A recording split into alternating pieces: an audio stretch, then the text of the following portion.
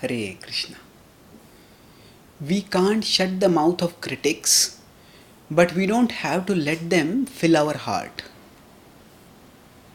In this world, whatever we do, there will be people who will criticize us. If we become spiritual, materialistic people will criticize us. If we become materialistic, spiritual people will disapprove us.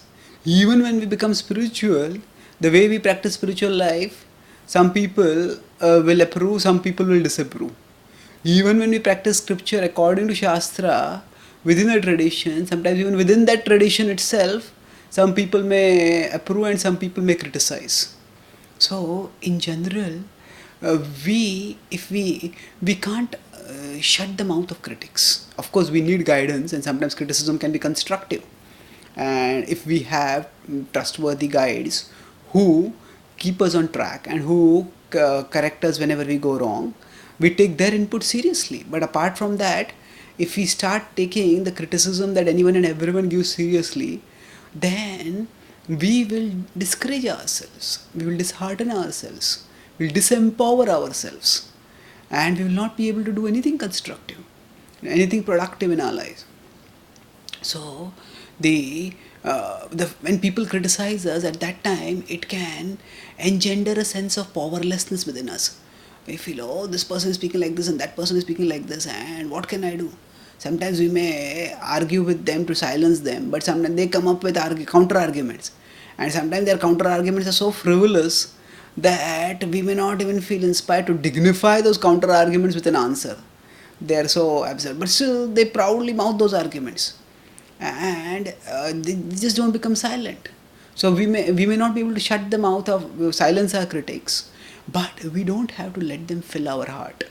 Letting them fill our heart means taking their words to our hearts and letting them dominate our consciousness. Oh, this person speaks like this about me. This person talks like that about me. Why is this person talking like this? When we let them dominate our consciousness, then we get lost in material existence. We get bound in material existence.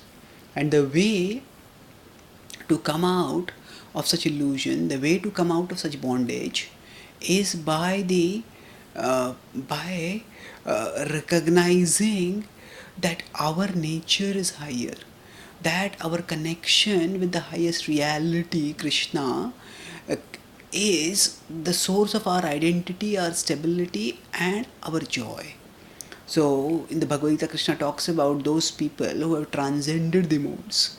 Mana pamano stulyas tulyo mitrari pakshayo sarvarambha parityagi gunatitah sa uchyate gunatitah. Who is the person who is beyond the modes? Krishna says mana pamanayo stulyas.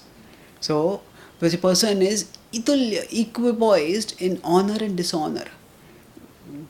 Tulyo mitrari pakshayo. And such a person is equal towards friend, enemy, and the neutral. So how is this possible? It's not that this person is dead like a stone, but that this person is fixed in something which is beyond the influence of this world. When we are connected with our spiritual nature, when we are realized our spiritual nature, we are fixed in our spiritual identity. And being fixed in our spiritual identity ultimately means being fixed in our relationship with Krishna. Then the satisfaction and security that we get by a connection with Krishna helps us to tolerate and transcend the criticism of the world. So by placing Krishna firmly in our heart, Krishna, whatever I am doing, it is for your pleasure, it is for your service. When we place Krishna in our heart, then our critics and their words cannot occupy our heart, and thus they will not discourage us. Rather, by neglecting them, we will keep doing our constructive service for Krishna productively. Thank you. Hare Krishna.